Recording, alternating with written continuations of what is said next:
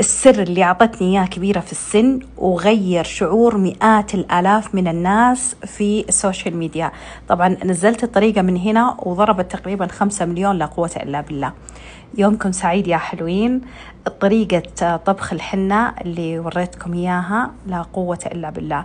في ناس خلوهم على جنب كذا هناك في زاوية لوحدهم، زعلوا إن ليش تقولين ومو بصحيحة وتفقد فوائدها خلوهم على جنب. التجربة خير برهان.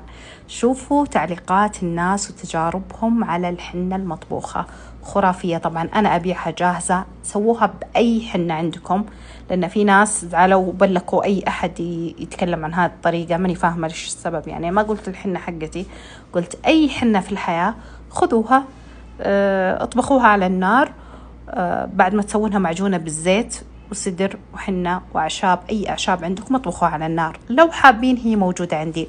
وخبر حلو، ترى نوصل لجميع دول العالم، وأخيرا فتحنا التوصيل. الرابط موجود في البايو، تضغطون عليه تلاقون رابط التوصيل الدولي لجميع دول العالم.